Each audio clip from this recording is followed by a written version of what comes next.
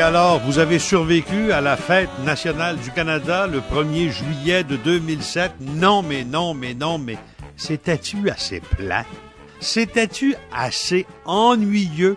Est-ce que c'était à l'image du Canada? Peut-être, mais Dieu que c'était plate. Est-ce que c'est le symbole d'un pays tout croche, déjà mort, qui continue à exister par la bonne foi de certaines personnes et les illusions véhiculées par certains politiciens, ou si c'est un pays qui a encore de l'avenir? Je ne sais pas. Mais prenez au Québec. Est-ce que vous connaissez un seul pays au monde qui imposerait à ses citoyens par la loi l'obligation de déménager le jour de la fête nationale à temps double et demi, puis temps triple? Pensez-vous, là, que vous êtes capable d'inventer un pays assez capoté où on dirait aux gens, dorénavant, les baux de location des logements vont commencer et se terminer le jour de la fête nationale quand tout le monde est en congé. Au lieu de fêter, vous allez promener vos vieux matelas sales sur les autoroutes du pays. Regarde, n'importe qui ferait ça serait immédiatement qualifié de fou ou interné. Mais au Québec, c'est la réalité. Et c'est pas un gouvernement séparatiste qui a décidé que le jour de la fête nationale du Canada serait consacré au déménagement. C'est un gouvernement libéral, fédéraliste, dirigé par Robert Bourassa, du temps où un illuminé du nom de Jérôme Choquette était ministre de la Justice.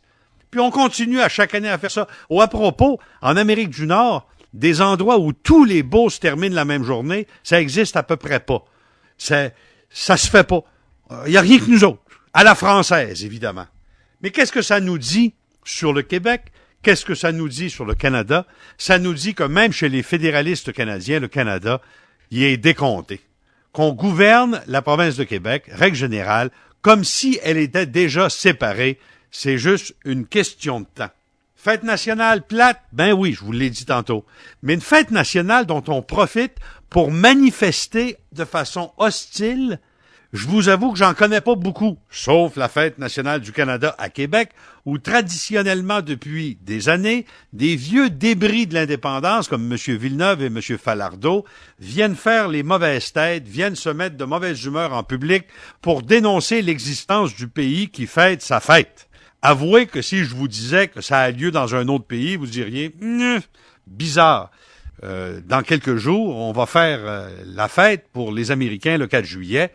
Puis je pense que quelqu'un qui se présenterait aux célébrations du 4 juillet sur le bord de la rivière Charles à Boston pour manifester contre l'existence du pays et pour demander le retrait d'un État et déclencher une nouvelle guerre civile, pas certain qu'il serait bien reçu. À Québec, à chaque année, le jour de la Confédération, vous avez des illuminés qui se présentent agressivement, qui barbouillent des drapeaux, et les gens les regardent comme s'ils étaient transparents. On regarde à travers, on fait semblant de ne pas les voir.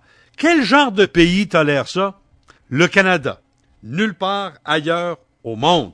En d'autres mots, je ne sais pas si le Canada nous a encore fait la démonstration le 1er juillet que c'est un pays théorique, un pays qui n'existe pas, un pays fait de deux solitudes, mais j'ai donc l'impression que ça ressemblait encore une fois à ça. Tu fais pas un pays avec des feux d'artifice, tu fais un pays avec la fierté, avec le patriotisme, avec une histoire partagée, avec des valeurs communes, avec des objectifs. Le Canada n'a pas ça. Le Québec est un pays qui fait semblant d'exister, mais qui n'existe pas encore, pendant que le Canada est un pays qui fait semblant d'exister, alors qu'il n'existe peut-être plus. Vivement le 4 juillet, la fête des États-Unis, peut-être qu'on pourra demander notre admission dans la Confédération américaine. Remarquez que si j'étais les Américains, je dirais non. Le 1er juillet, ça a été non seulement l'occasion de promener à la grandeur de nos autoroutes nos vieux matelas tachés, wesh que c'était dégueulasse, mais ça a été également l'arrivée en trombe depuis une semaine des escargots sur nos routes. Et ça aussi, ça m'a dérangé, comme une fête nationale mal organisée. Toutes nos routes sont remplies depuis quelques jours de ces escargots pilotés par des gens qui sont trop mesquins pour se louer un hôtel ou un motel lorsqu'ils vont en vacances et qui pensent que c'est raisonnable de transporter sa propre maison, soit sous forme de roulotte, soit sous forme de motorisé. D'abord, les roulottes, les tentes roulottes. 1 sur 2 n'a pas les miroirs nécessaires pour voir ce qui se passe derrière eux. Et jamais ils se font intercepter. La police s'occupe de ceux qui vont trop vite, pas de ceux qui vont trop lentement. De la même façon qu'ils ne voient pas derrière eux, ils sont incapables de soupçonner qu'à force de rouler 20 km en bas de la vitesse maximum, ils finissent par ramasser derrière eux 30, 40 ou 50 personnes. La fumée leur sort par les oreilles, ils sont furieux, ils veulent la route. Est-ce que on pourrait rappeler à ces conducteurs mesquins que la route, ça se partage et que lorsqu'on va pas à la même vitesse que les autres, c'est une obligation morale, sinon légale, de s'arrêter de temps en temps, mettons à toutes les 4-5 minutes, pour laisser passer les gens qui se sont accumulés derrière nous. Il me semble que c'est élémentaire. Quant aux motorisés, ils me font peur. Je suis conducteur professionnel de véhicules lourds. Je conduis des autocars sur les routes du Québec et je suis à même de vous dire jusqu'à quel point ces gens-là sont dangereux. Avant qu'on me laisse conduire un véhicule de cette importance, on m'a imposé une formation. J'ai une soixantaine d'heures de formation pratique avec un extraordinaire moniteur du nom de Raymond Lapointe que je vénérerai toute ma vie, qui m'a avec patience enseigné comment garder un véhicule sur la route. Et les gens qui ont des motorisés dans lesquels ils mettent leurs enfants, leur belle-mère, le chien, le chat puis l'aquarium, eux, aucune formation. Ils prennent la route et ils partent. C'est des dangers ambulants.